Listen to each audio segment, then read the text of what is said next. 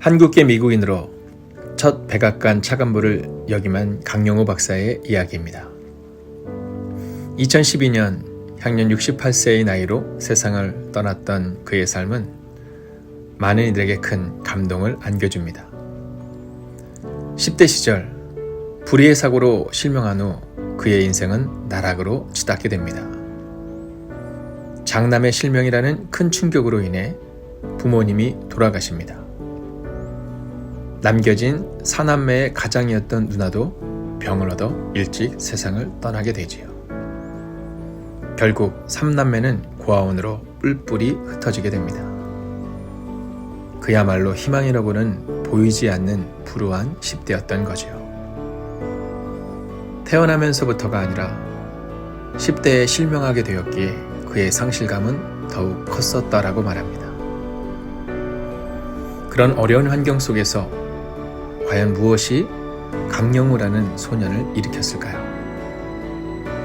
그것은 바로 희망이었고 그것은 바로 회복이었습니다. 강영우 박사의 그 힘든 시간, 그 얘기를 돕던 석은옥이라는 여대생이 있었습니다. 그녀는 맹인 학생을 돕던 그 삶에서 그 맹인 학생의 아내가 되어 그의 인생의 동반자가 되어줍니다. 그는 결국 건강한 몸과 두 눈을 가지고도 살아내기 힘든 인생을 멋지고 반전 있는 인생으로 살아내게 됩니다. 인생 후반에 암으로 시한부 선고를 받고서도 그는 희망과 회복을 전하며 인생의 진정한 성공에 대해서 사람들에게 전하기도 했습니다. 그의 어려움을 넘어서게 할 수 있었던 그 한 가지는 바로 그의 옆에 있어 주었던 그의 아내 석은옥 여사였습니다. 강영우 박사의 인생은 어쩌면 환경적으로나 육체적으로나 완전히 무너진 인생이었습니다. 희망이라고는 찾아볼 수 없는 폐허가 된 인생. 그 인생 가운데 석은옥이라는 그의 아내, 그의 인생의 동반자는 바로 그를 일으켜 세워 주었던 거지요. 그리고 강영우 박사는 또한 이야기합니다. 내가 이 어려운 시기를 넘어설 수 있었던 그 본질적인 한 가지는 하나님이었다라는 겁니다. 어린 시절부터 교회를 다녔던 그는 실명으로 좌절했을 때에도 하나님을 찾았습니다. 그리고 하나님은 그에게 희망과 꿈, 비전을 가지고 도전하게 하셨죠. 그리고 하나님은 그의 길을 인도하셨습니다.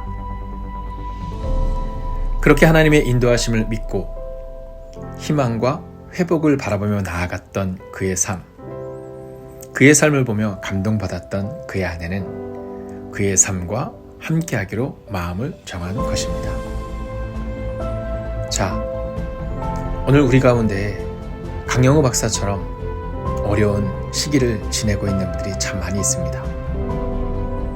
그러나 강영우 박사는 이렇게 말합니다. 포기하지 마십시오. 그래도 여러분은 볼 수 있지 않습니까?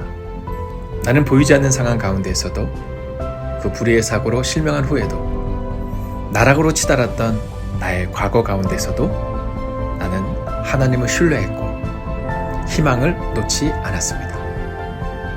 그리고 그 희망을 놓지 않던 나의 삶은 회복으로 바뀌었죠.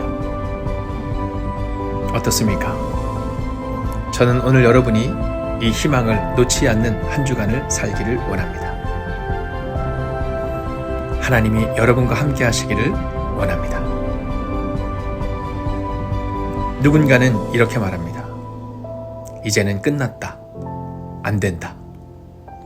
그러나 부모를 잃고 누나를 잃고 뿔뿔이 흩어졌던 그 고아원에서도 그는 희망을 놓지 않습니다. 이번 한 주간 그 희망을 붙들고 살아가기를 원합니다. 그리고 그 희망의 근원 되시는 그 하나님을 잊지 않는 하루가 되면 좋겠습니다. 강영호 박사는 이렇게 말합니다. 앞을 보지 못하는 나도 할 수 있었으니 당신도 할 수 있습니다. 희망을 놓지 마십시오.